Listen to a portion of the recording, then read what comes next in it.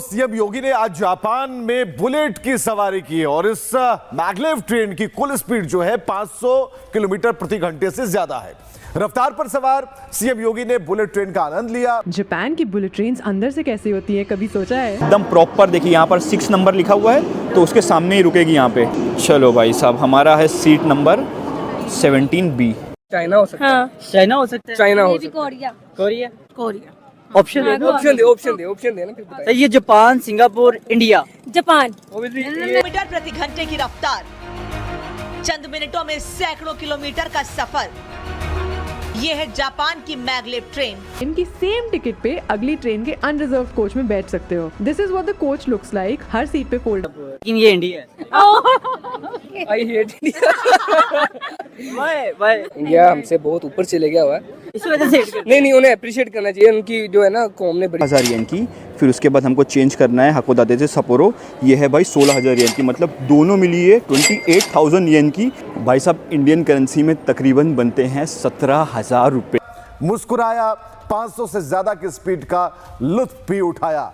तो ये यात्रा कैसी रही, फिलहाल ये तस्वीरें हम आपको दिखा रहे। डाउन टेबल्स होते हैं एंड फ्री वाईफाई भी मिलता है। एंड सीरियसली ट्रेन इतनी फास्ट है कि फ्रॉम टाइम टू टाइम कान बंद हो जाते हैं। बट डिस्टर्ब नहीं हो रहे तो क्या ही प्रॉब्लम है, क्योंकि मेरे सेक्शन में कोई भी नहीं, अकेला मैं बैठा हूँ यहाँ पे। चलिए थोड़ा सा नज़ारा दिखाता हूँ भाई।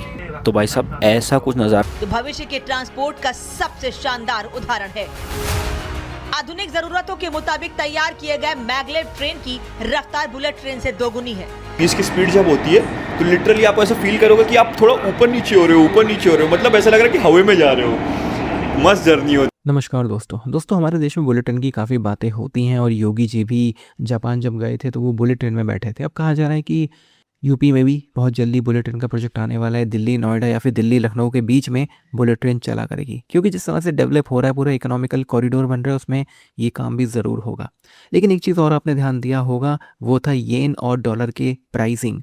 यानी कि हमारे देश में कहा जाता है कि भाई अगर रुपया गिर रहा है तो उसका मतलब इकोनॉमी नीचे जा रही है, पर ऐसा नहीं है। जापानी मुद्रा हो या चीनी मुद्रा हो, दोनों की जो वैल्यू है डॉलर के मुकाबले में वो काफ़ी कम है। आप देख सकते हैं कि 80,000 जापानी येन जो है वो 50,000 रुपये है, यानी कि भारत की रुपए से भी कम वैल्यू है जापान की इस मुद्रा की। और इससे ये पता चलता है कि इसका कोई लेना देना नहीं होता इकोनॉमी से, क्योंकि जापान की जो इकोनॉमी काफ़ी स्ट्रॉन्ग है और पूरी तरह से मैन्युफैक्चरिंग पे डिपेंड करती है। जापान का के साथ साथ चीन का भी यही हाल है। इसलिए इस चीज़ पे हमें सोचना चाहिए कि भाई ये जो हम कंपैरिजन करते हैं डॉलर के रेट को और उसके बाद हम इकोनॉमी को कंपेयर करना शुरू कर देते हैं, शायद ये ठीक नहीं है, क्योंकि चीन और जापान इस पर भरोसा नहीं करते इस चीज़ पे। आप क्या सोचते हैं कमेंट बॉक्स में ज़रूर लिखिएगा। वीडियो अच्छा लगे तो लाइक करें, शेयर करें, चैनल को सब्सक्राइब करना ना भूलें और बेल का आइकन प्रेस कर दें लेटेस्ट नोटिफिकेशन के लिए। आइए आगे बढ़ते हैं इस वीडियो में। टिकट निकालते हैं तो चलते हैं। देखिए ये टाइम की मिली है 12:26 पे वेनो से हम पहुंचेंगे शिन हाकोदाते। तकरीबन समझ लो भाई 4 घंटे के अंदर हम पहुंच जाएंगे 900 किलोमीटर। फिर वहां से चेंज करके आधे घंटे बाद हम जाएंगे सपोरो। अपना JR पास दे दिया हूँ, टिकट आती है तो हम निकलते हैं। तो भाई साहब ये देखिए, ये 2 टिकट निकाल के वहाँ से निकल गया हूँ। पहले हमको वेनो से हाकोदाते जाना है, ये है भाई 12,000 येन की। फिर उसके बाद हमको चेंज करना है हाकोदाते से सपोरो। ये है भाई 16,000 येन की, मतलब दोनों मिली है 28,000 येन की। भाई साहब इंडियन करेंसी में तकरीबन बनते हैं 17,000 रुपये। इतनी महंगी है, लेकिन यार JR पास तुम्हारा भाई खरीदा है वो भी महंगा है भाई, 80,000 येन का, मतलब 50,000 रुपये का है। तो उससे अब मैं 14 दिन फ्री घूम सकता हूँ। एकदम प्रॉपर देखिए, यहाँ पर 6 नंबर लिखा हुआ है तो उसके सामने ही रुकेगी यहाँ पे। चलो भाई साहब, हमारा है सीट नंबर 17B। चलिए, हाँ ये तो उससे भी बेटर है।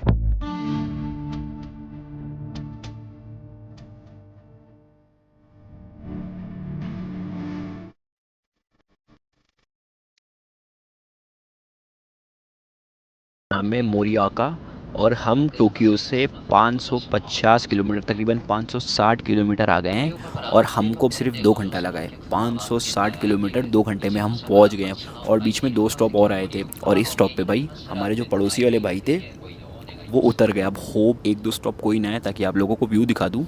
तो भाई साहब ट्रेन चल पड़ी और यहाँ पर कोई भी नहीं आया, तो मैं बाजू से यहाँ पर शिफ्ट हो गया। मैं बोला भाई थोड़ा बैठ के व्यू एंजॉय करते हैं यहाँ पे आराम से, और किसी को डिस्टर्ब नहीं हो रहा तो क्या ही प्रॉब्लम है, क्योंकि मेरे सेक्शन में कोई भी नहीं, अकेला मैं बैठा हूँ यहाँ पे।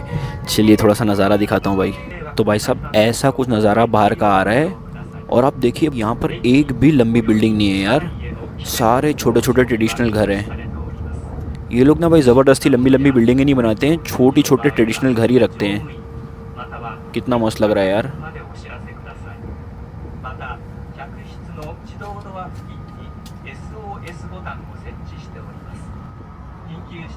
ओ भाई, ये आप लोगों ने देखा, मैं आप लोगों को व्यू दिखा रहा था और एक अचानक बुलेट ट्रेन है कब से निकल गई भाई। इतना फास्ट जाती है ना, मालूम ही नहीं पड़ता है। हम 320 की स्पीड में, वो 320 की स्पीड में अपोजिट डायरेक्शन में जा रहे हैं। आप कितनी सेकंड लगेगा भाई पूरे ट्रेन को क्रॉस करने। तकरीबन हमको हो गया है 3 घंटा चले और बस हम 50 मिनट में पहुँच जाएंगे। और यहाँ का नज़ारा देखो भाई, यहाँ का नज़ारा तो बिल्कुल चेंज हो गया। वो आप लोगों को चारों तरफ बर्फ़ बर्फ़ बर्फ़ देखने मिलेगा। और ये जो होकाइडो जहाँ हम जा रहे हैं, ये बहुत ज़्यादा ठंडा है भाई। ये जापान का सबसे कोल्डेस्ट रीजन है।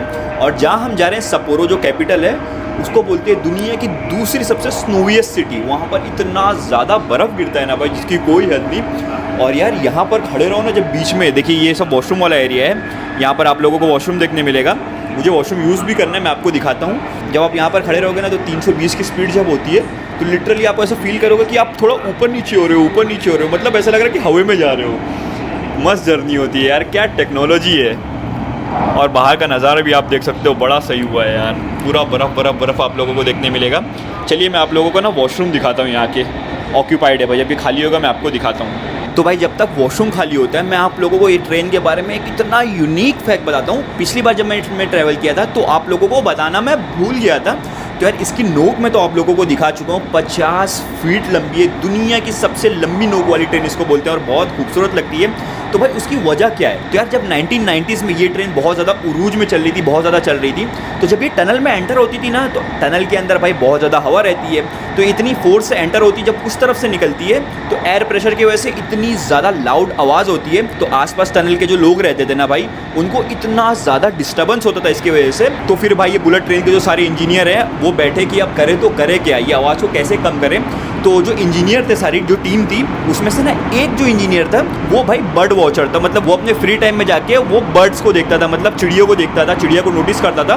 तो वो एक चीज़ नोटिस किया कि जब भाई किंगफिशर जो बर्ड होता है वो जब पानी के अंदर जाता है ना तो ज़रा भी स्प्लैश नहीं होता, ज़रा भी पानी उछलता नहीं है। उसकी वजह ये है कि किंगफिशर की अगर आप नोक देखोगे तो बहुत ज़्यादा लंबी होती है। तो इस वजह से जैसे ही वो पानी में जाता है ना तो छपाक से आवाज़ नहीं आती, ज़्यादा कुछ पानी स्प्लैश नहीं होता है। तो भाई वो जो बर्ड वॉचर जो इंजीनियर था वो बोला ये हम करते हैं हमारे बुलेट ट्रेन में। तो भाई ये इसकी नाक लंबी कर दी है, तब से भाई ये ट्रेन खूबसूरत भी हो गई है, लंबी नाक भी हो गई है। साथ ही जो लोग यहाँ पर रहते हैं उनको बहुत ज़्यादा आसानी, यहाँ से भी ये खूबसूरत नज़ारा एंजॉय कर सकते हो यार। भाई साहब बाहर का नज़ारा तो बड़ा खूबसूरत आ रहा है यार।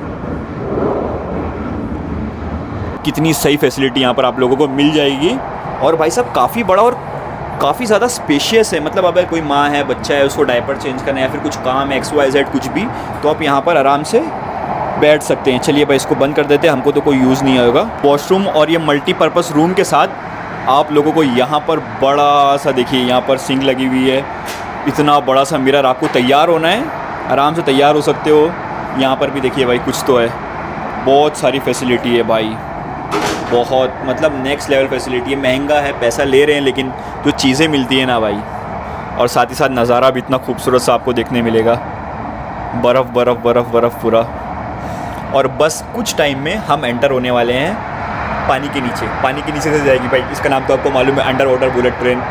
हम सी ऑफ जापान और पैसिफिक ओशन के बीच से जापान के 2 आइलैंड को क्रॉस करेंगे। होन्शू सबसे बड़े आइलैंड से हम क्रॉस करके जाएंगे होकाइडो, जो कि दूसरा सबसे बड़ा आइलैंड है, तकरीबन 15-20 मिनट बाद। चलो हम सीट पे बैठते हैं। भाई ये देखो टनल के बारे में बता रहे हैं, 53.85 kilometre long under the C bed.